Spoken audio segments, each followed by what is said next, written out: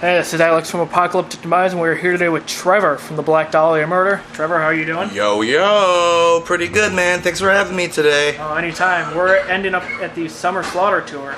How's that been going for you? Dude, it's been good, man. It's been really big. This is our third time out on it now, and it's like a 10-year anniversary, pretty much, of the first time we did it. And it's been big, man. I think a lot of it. I think is us playing our third record, Nocturnal. Okay. You know what I mean, all the way through. That's been like probably the most requested of our stuff, I think. And so yeah, man, it's been a big event. I mean, Fetus is killing it right now too. Yeah. There's a lot of great bands on the bill. So Fetus's last album, Wrong One to Fuck With. Oh, dude, Phenomenal. I love it. I keep listening to it all the time. Ridiculously heavy. Uh-huh. I don't know how a band that's been going for that long keeps I don't getting know either. heavier. Yeah, I thought they had me with the last record, Reign Supreme. That was my favorite until this one, and I was like, fuck, man. And the next one will probably be even heavier than that. I was like, what are you going to call the next record? He was like, how are you going to come up with something more ridiculous than that? John was like, I don't know. I think I interviewed Trey a couple days ago, and I asked him, I was like, how did you come up with Wrong One to Fuck With? He's like, well, we just wanted something heavy and brutal sounding. Yeah. Well, I think it's helped with the success of the album, I think. You know what I mean? Like, it's a head-turning name, you know what I mean? And the music definitely backs it up, so it's like, there you have it. They knocked it out of the park with that one. Yeah, I agree. But before you came on Summer Slaughter tour, was playing Nocturnal in full a plan, or was that you were going to do it regardless what tour you got on? No, it came into play once we got put on Summer Slaughter, and we felt like we just recorded the new record, kind of like low key, and we decided, that Abysmal had run its course. You know what I mean? And we wanted to do something that was really going to excite the fans and hopefully bring them out in droves, and then that seemed like the obvious answer. That's the one that they've requested the most. From the crowd upstairs, it looks like you guys packed it in. Well, I mean, it's not on our merits alone, you know what I mean? But it's been good for sure. I mean, you also did another album in full. Can fans maybe look forward to eventually seeing every album done in full? No, that's the thing we don't want to fall into, and it's especially dangerous with us because we put out a record every 2 years. Yeah, you guys. So starting to do retro tours all the time is going to interfere with that, I think. Yeah. And I don't want to be pegged as a band that's out of gas. You know what I mean? I still, the future is what's important for this band. You know what I mean? I mean, right now it looks like a lot of bands are doing the whole playing out from front to back. I think everyone just realized how lucrative it was and how, you know what I mean? We've had so many fans come into the band that weren't a part of that time. You know what I mean? That missed that. I think and they wanted to see it. So I understand the nostalgia, and there's definitely albums sick enough out there that I like where I would go see them, you know what I mean? So I understand the appeal, but at the same time, I don't want to fall into being like Scorpions, where we only play old songs, but we keep making new records and nobody cares, you know what I mean? Or your 30-song set is only one song from the new record. Right, exactly. I don't want to do that, so this is kind of where it's got to stop because, like I said, we're just too busy in this 2-year cycle to do that. I mean, I wouldn't rule it out for a million years from now, who knows, but I mean, how do you keep doing the 2-year cycle? Because you guys are consistent with it. We just do, man. It's just we have the same schedule basically. You know what I mean? We'll tour 2 years straight, and then we'll slow down for about 6 months, write the album, and we'll get the recording in there. And it's just we've done it so many times now that it's just ingrained in what we do. I mean, you guys never seem to miss a beat either. No album comes out shitty, even if you guys haven't. I mean, that's hopefully the idea. But I mean, it is hard. It is a challenge, and as the band gets more successful, it's more pressure. You know what I mean? I feel like we've really hit the nail on the head since Ritual with having albums that they like, that the fans consistently liked. Where Deflorate, I liked it, but it was somewhat of a misstep in the eyes of the fans, I think. I'm a fan of it. And I understand what makes it different. You know what I mean? And I understand what it was lacking. In retrospect, definitely. But having so many records that they liked right in a row, and all eyes are on you, it's a lot of pressure, man. But in a way, it's really cool too. I mean, you have people that depend on you. We want it to be that band. We want it to be a Cannibal Corpse. Where you know what you're gonna get, and they're gonna stay the course. They're gonna stay the course. And I like bands that change too. There's all kinds of different, routes you can go with this thing. But for us, it was all, we wanted to stick with the initial mission statement that we set out with Unhallowed. And I think we've more or less done that, you know what I mean? We've gotten better as players. I think we can write better songs now, and we incorporate more challenging playing and stuff. But the goal is to still have a concise, catchy death metal song. Yeah. You know what I mean? And so, you can say like, oh, we could do this, forever, no problem. We know what to do. We know how to be Black Dahlia Murder, but it's a challenge to make it good. You know what I mean? To put in the little details that are going to make it hopefully better than the previous material and stuff. Like that's what it really boils down to. Because you want to gain new fans. Exactly. So, and we want to entertain ourselves too, and I think there's been a lot more of that in the most recent records. There's more shredding, there's more complicated parts. But you got to keep that balance to where the song is the song and it's easy to understand. Yeah. With Def Leppard, I think things got a little too technical, and there wasn't enough where we slowed down and like gave the listener something to chew on for a sec. You know what I mean? And more feel kind of parts. So that was the discussion that we had coming into Ritual, and that was a real turning point. Was we can't just be fast all the time. We gotta have dynamics. We gotta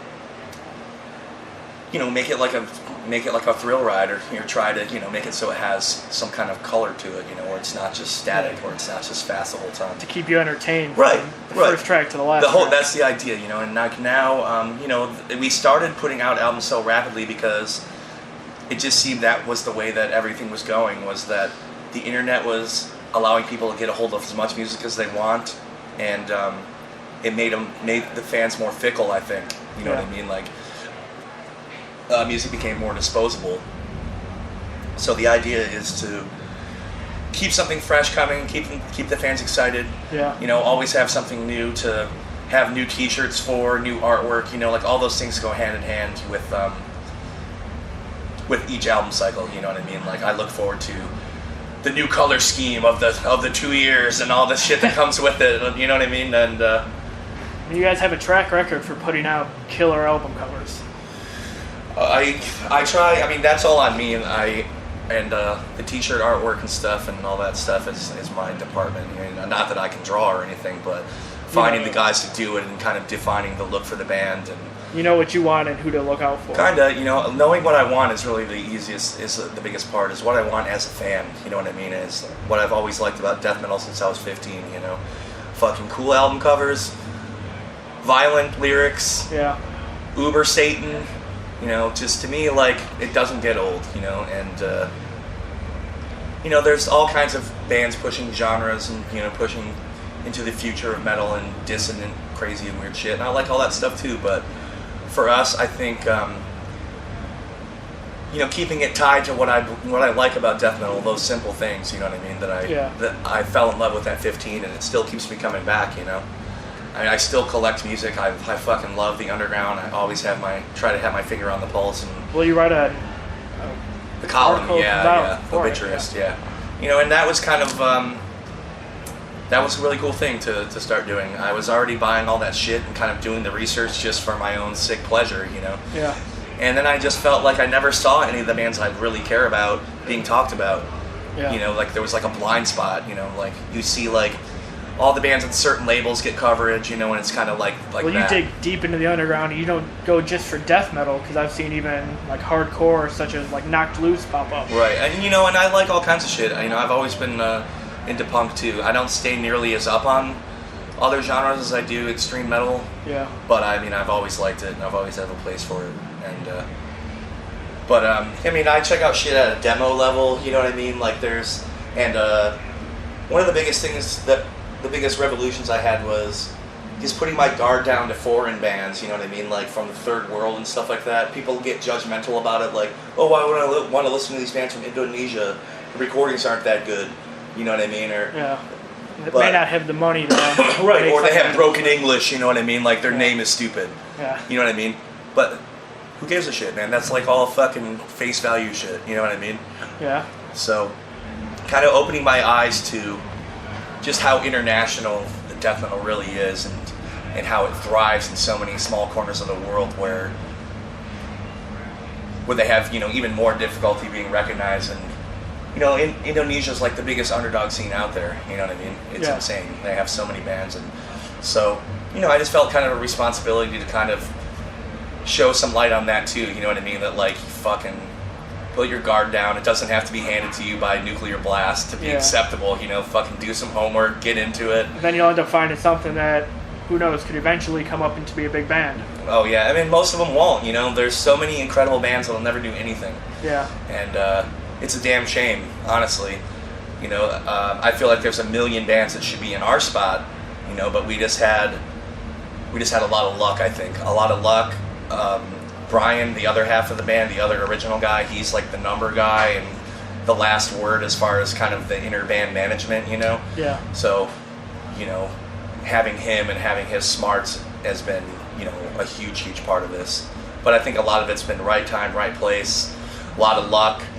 I think kind of revealing who we are as people, I think has helped the band a lot. I think people see themselves in us, as just kind of being a weird nerd music, like they see a fan on stage, I think. Yeah, and that's what I am. You've always had almost more of a punk personality on stage. Kind of, you want people stage diving, grabbing the mic. Yeah, that's how we like it. We like, because we came up alongside hardcore, and there was no death metal scene to be spoken of really that we could find to be a part of, and where we were, cutting our teeth and shit.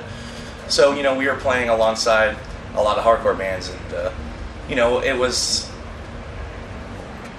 inspirational in that we wanted to keep up with their show, you know what I mean? They're jumping everywhere, playing 3 chords, getting in the crowd, and to me, like, that's the ultimate experience, like when you see a band and you can break the fourth wall and stage dive or scream into the mic with them, or you know what I mean? So, like, that's what I want to, so no matter what show it is, like, it's not at an ultimate boil until bodies are flying everywhere, and you know what I mean? So in a way it is punk, it's more punk than just than just staying there looking at your instrument with a leather jacket on and everybody in the crowd is just like kind of solemn, you know what I mean? Like, I mean, there's a place for that too, and I understand like a lot of like the really underground stuff, where it's like that, but I guess that like that is one of those line blurring things that makes it so hard for people to kind of put us in a genre. Well, I think too, death metal starting to almost merge with hardcore. As Cannibal Corpse announced their last tour, it's gonna have Power Trip on it. Well, I mean, it has crossover band. Kind of cross-pollinated in a bunch of, I think, new ways in the last couple of years. Yeah. You look at bands like No Zodiac and shit like that, where it's hardcore, but it's super old school death metal too. Yeah. Like thug stuff has been kind of crossing over into old school death metal in a cool way, I think. And it's just, and you look at it's just, I don't know. It's extreme music just isn't cut and dry, you know what I mean? Like, you can't just be like, I like this genre and that's it, you know what I mean? Like, it's such a cop-out. Yeah, because you'll cut yourself off from so much great shit, and there's so much great experimentation. There's so many bands that defy that kind of clean-cut genre, you know what I mean? Where, I don't know, like, kind of being involved in the scene so long has made me see how high school, like, metal is anyway, you know what I mean? Like, it's supposed to be an alternative to all the cliques and bullshit, but it's kind of got its own hang-ups, you know what I mean? Yeah, the metal elitists are definitely linger in the background. Right, so, I think over time we've been slowly kind of, chipping away at those guys that would never give us a chance because they saw us in a picture next to Killswitch in a magazine or something, or saw us when we had short hair, or saw you on Warped Tour. Or yeah, that's another thing, and we haven't kept a strict code like that, like, if there's an opportunity for us to go play somewhere new where we'll get in front of new people, we'll do it, because we're going to go there as Black Dahlia Murder. We didn't change anything we ever did to go play Warped Tour. We went there and played death metal and swore at all the kids, and ended up walking out with a lot of new fans, though. I mean, that's kind of the idea. We at first I was butthurt about how, I just want to be considered a death metal band. I don't understand. But I realized how many doors it's opened for us to kind of not fit in. Yeah. You know what I mean? We have, like, when I see the crowd, there's all walks of people out there, man. There's punk rockers, long hairs, fucking everything in between. And I'm just thankful, man. I'm thankful for how it's played out. So I don't really care what people call us. I don't even know what to call it anymore. You know what I mean? It's just like, it is what it is, I guess. Yeah. And I'm happy with that. That's fine with me. And it seems to be working out for you. Is you're going to be playing to Oh, I believe it's almost sold out, if not already sold out. Well, that's cool, man. It's just a big old place, and that's very flattering. You know, On a Tuesday I always night? consider Chicago to be a very important show and a yardstick for the tour. You know what I mean? So that's very cool, and just to still be here and still, you know, still be doing it, and still have people coming in, you know, to the fold, new fans, and see things slowly growing, and in these times where it's so hard to sell albums and the future's uncertain for physical copies and kind of where all the streaming world's going to go. You know, we've been kind of playing it by ear ever since the shift started to happen, and you know, it's just like you adjust, you try to adjust, and however it takes to make it work, we'll make it work, and we'll be here, you know, hopefully. So Yeah, all right, but I will let you go so you can end up getting ready for your performance in a couple hours. Just wanted to thank you for taking the time to do this. Thanks, man. It was fun. I enjoyed it.